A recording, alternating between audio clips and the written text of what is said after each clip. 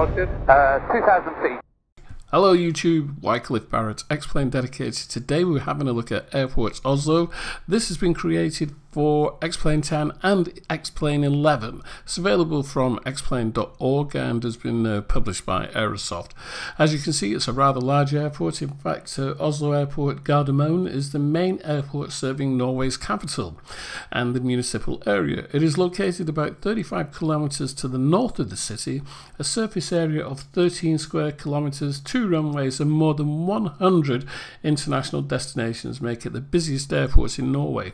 If you've never flown to Norway, I suggest you do so. The weather there is always exciting. You can have 4 seasons in one day, and believe you me, approaches into Norway when it's a little bit cloudy can be rather thrilling. The realistic scenery for XPlane 11 and 10 was created by Jo Erlend Sund, who has already developed several Scandinavian airports for FSX and P3D in the past, but is now moving on to XPlane 10 and 11. The add-on includes detailed models of the terminal, high-resolution textures, and supports XPlane runways follow terrain features, resulting in realistically embedded runways with the help of plugins. Custom Jetway animations, seasonal textures, and more are also supported. Looking at some of the features then, realistic recreation of Oslo Airport Gardermoen, highly detailed terminal models and photoreal textures, high-resolution runway and taxiway textures, highly realistic nighttime effects, which is something we've come to expect with XPlane, with the HDR lighting, and interior models included for terminal buildings. I will say though that as good as this airport is, there are a few things that are dramatically wrong with it, which for me makes it a little bit sterile. Let me tell you, for example, this is a mammoth airport, and as such it should be bustling. There should be so much activity at this airport that it's like a small city. Unfortunately, there is none of that, and so therefore it suffers because of that. Let me give you another example. If you look at the roads around Oslo International, you'll find that they're very well featured. They're well constructed.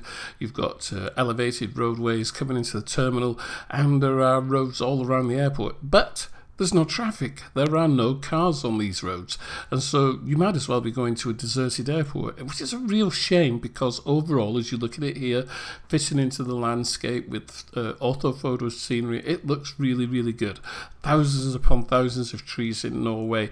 It really does look very, very nice, and the night lighting for it is superb. But as I say, the airport is deathly quiet. There's not enough ground vehicles moving around. There are no people about, and there are no cars. There's no cars going into the airport or out of the airport, and I think that is a real shame, and they've missed a real trick there. And we're going to have a look at what it looks like flying. A few moments later. Well, here we are a few moments later. I've got out the drone. We're just going to have a fly around, and as you can see, you know, the apron looks really good. The ground markings are really nice. There are static aircraft on stands. All of the gates are animated, but there's only a few cars or trucks moving around. And as I say, for an airport of this size, it should be absolutely heaving. It should be bustling like a small city. Here, as I drive down here, okay, you've got some marshals stood around, which is okay, but there should be trucks going up and down here like a motorway, and there isn't. There's just a couple, and that lets it down for me. And then, of course, there's my big bugbear, of course, is that there are car parks, but they've only got drawn vehicles on them. There's no 3D vehicles, and for me, you either do it or you don't. If you don't do it, then it looks fine. You know, you could say it's an empty car park, but if you've only got a few drawn photo real cars there and not 3D ones, then it just looks wrong in my view. But apart from that, it's a really nice airport. Some fantastic texturing, especially over the main terminal, as we'll see right now as I come around.